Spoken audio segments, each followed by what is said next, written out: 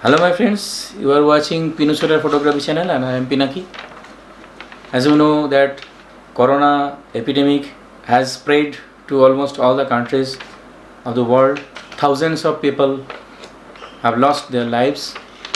So I request you to stay at home and to observe lockdown and also follow the instructions that are given by the government or the authorities in your country or in your locality. So please help us, help the humanity to contain the disease, to stop the epidemic, corona epidemic.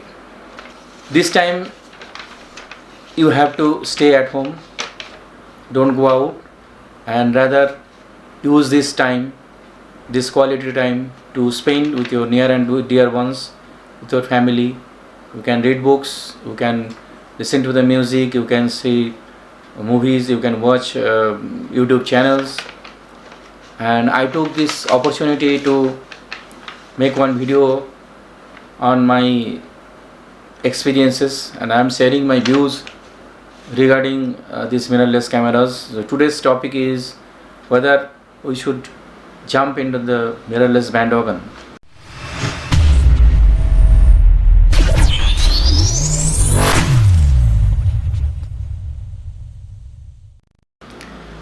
Now, as you know that I have those systems, two systems rather, mirrorless camera and also the DSLR camera, and I have used them extensively. Now I have the feeling I should not jump into the mirrorless system at once. Now why I am saying so? There are reasons for that. Now I will discuss, first I will discuss about the advantages of the mirrorless system. Definitely mirrorless camera system has some advantages over the DSLR system, that is a older one, but I think DSLR system has reached the zenith of its development, and perhaps from that point we have to change, we have to leave that system to the newer system that is now developing. So now coming to the point, now mirrorless camera has some advantages. First advantage is size.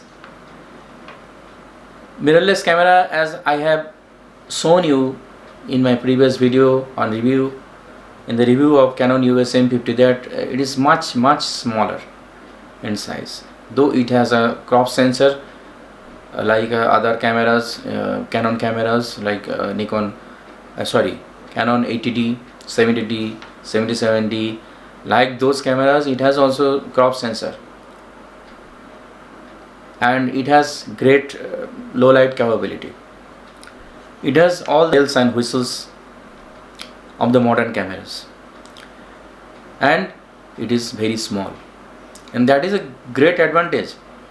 I can take this camera anywhere in my pocket, and it is a great travel camera. But from my experience I can tell you that it is very small, it's very handy. You can use it anywhere, you can take it anywhere, nobody will notice that it is a big camera.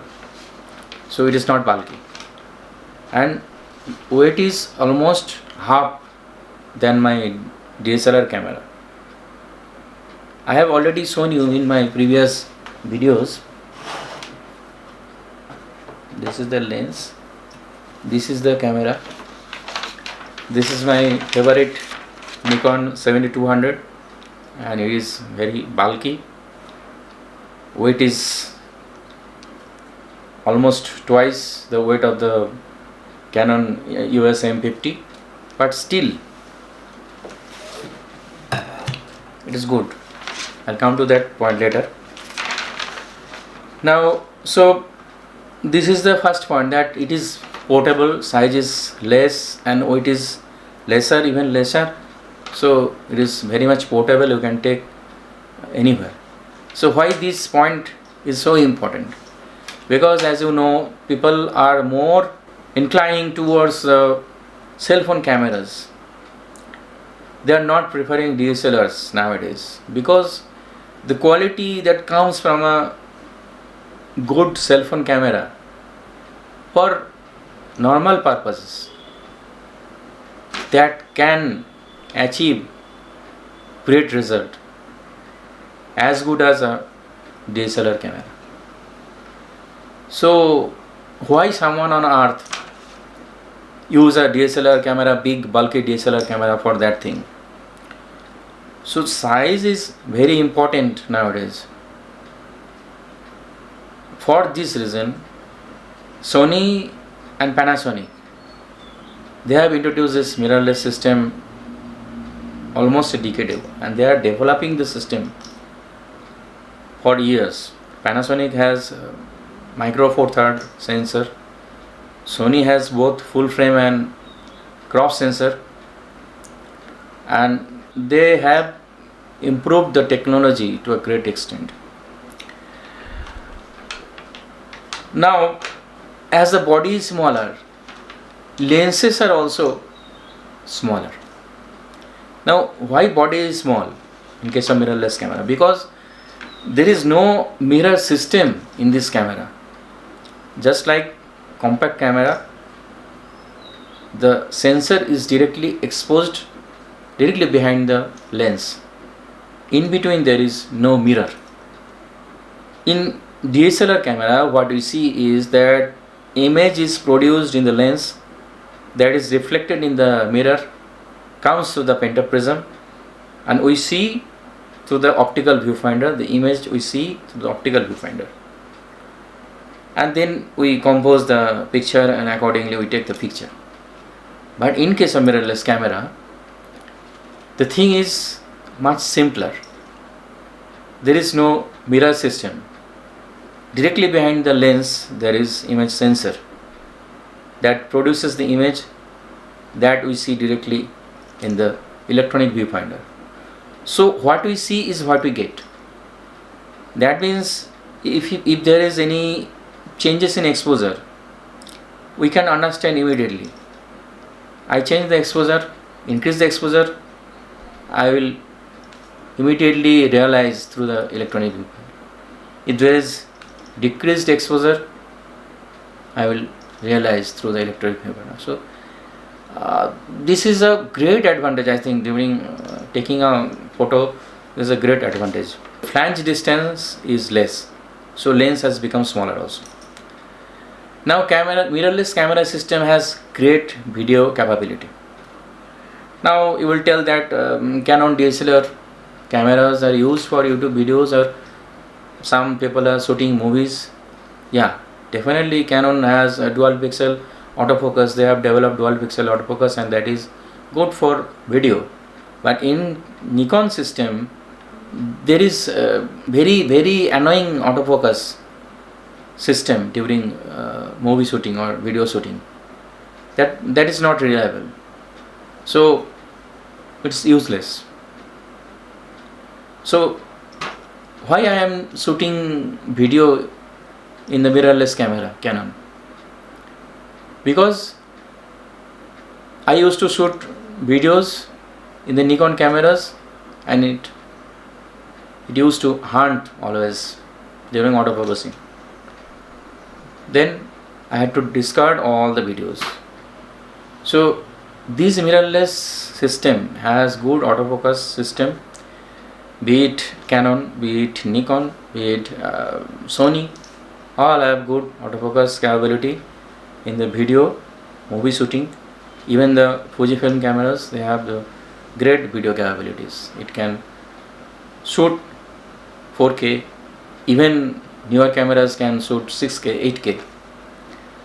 So this is a great advantage. So those people who work with videos and still both, that means hybrid shooter, this camera is for them, this mirrorless camera. So now coming to the next point, EVF and its advantages. I have already told you, discussed with you, that mirrorless camera has EVF, electronic viewfinder, instead of optical viewfinder. So you can see the final image that will be produced in the camera. So you will adjust accordingly. You can adjust light, you can adjust everything. You can adjust color, saturation, sharpness, everything. You can, and you immediately you can see it. Immediately you can see it in the electronic viewfinder. So this is a great advantage. So these are the advantages. Next, another advantage is now newer models of mirrorless cameras are coming with IVs. You know, perhaps IVs is in-body image stabilization. Now older DSLR system, they relied on optical image stabilization, that is lens based image stabilization. Basically Nikon has VR system, Canon has IS image stabilization system. Likewise other third party manufacturers like Sigma, Tamron, they have also lens based image stabilization. But those Panasonic and Olympus cameras, if you use them, you will realize how effective is this image in-body image stabilization. They can stabilize the image in 5 axes. So it is far better than the optical image stabilization, especially shooting while hand holding or shooting movie. It is very much effective. Now these are the advantages. Now coming to the disadvantages. Now first disadvantage is autofocus and tracking capability. Autofocus has improved to a great extent in the mirrorless system in recent years, but still it is not as good as the top level DSLR cameras. If I compare with D500, Nikon D500, or compare with it top 7D, Canon 7D Mark II, then it is not up to the mark. Maybe Sony Alpha 9, that may compete with these cameras, but still it is a far more expensive camera than those cameras. So tracking ability, autofocus ability is yet to improve. And I think that will improve in the coming years, maybe 2 years, 3 years, 4 years from now. Nikon has already introduced eye detection autofocus. Sony is leader in this technology, eye detection autofocus and face detection, but still they are lacking in the tracking capability in some areas. Next thing is compact system. You know, compact system, the smaller camera it has its advantages, but it is disadvantages at the same time. Now what about those photographers who have larger hands? They will face difficulty in holding and operating these cameras with smaller switches. It will be very difficult for them. Cramped small switches over the body, it is very difficult to operate those switches. I know these cameras are coming with touch screen in the back, but again in outdoor situation it is far better to use the switches over the body than operate through the touch screen. So this is a disadvantage. Now coming to the next point, mirrorless cameras are expensive. As I have already mentioned, already told you that mirrorless cameras are almost twice as expensive as DSLR counterpart. If I am using 7000 series or 5000 series, if I want to buy similar capable mirrorless cameras, I have to spend almost twice as much money. So these cameras are expensive and out of reach of most of the people. It's not still affordable. Maybe those professional photographers, they can buy it. Their living depends on this camera. So professional photographers will buy those cameras because their living depends on these cameras. So they can change over easily. They can go for the high-end flagship mirrorless cameras. But what about the millions millions, thousands amateur level photographers or prosumer level photographers who love photography. So there is no such affordable camera yet. Now next point is non-availability of lens. You know that Nikon and Canon just stepped into this world, mirrorless world, a few years ago, and just introduced a few models. Like Nikon has come out with the Z50 with APC sensor that is still not available. It was launched in early part of this 2020 and still not available in the market. Z6, Z7 is available, but they have some flaws in their operation. Maybe Nikon will improve those models. These are the just introduction. So they will improve the models and come up with newer models that will be more capable. And Canon has two separate systems, M system, M mount and R mount, and it is more complicated for them. They have to make two series of lenses, and those lenses are not available apart from Canon M kit lenses and a few other lenses. If I want to shoot wildlife, there is no particular lens to shoot in wildlife. For wildlife in mirrorless system there is no particular lens. I have to use a traditional lens with adapter. Now coming to the next point. So if I have some older lenses, what do I do? Now I have to use one adapter. Nikon has F2Z adapter, Canon has similar adapter, EFM adapter for those older lenses.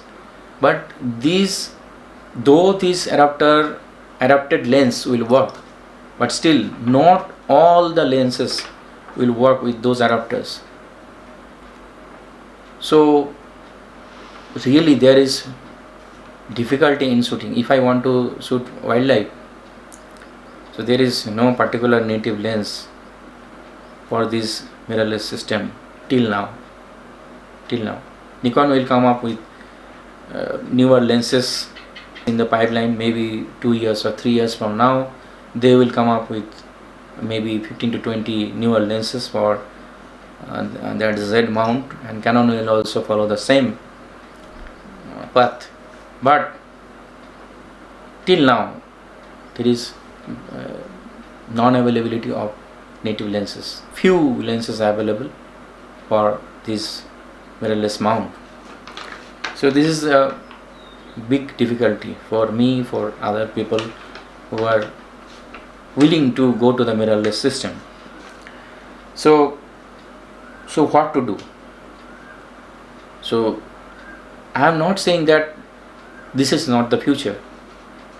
Mirrorless system is the future of the photography or camera world. It is inevitable. We cannot stop it.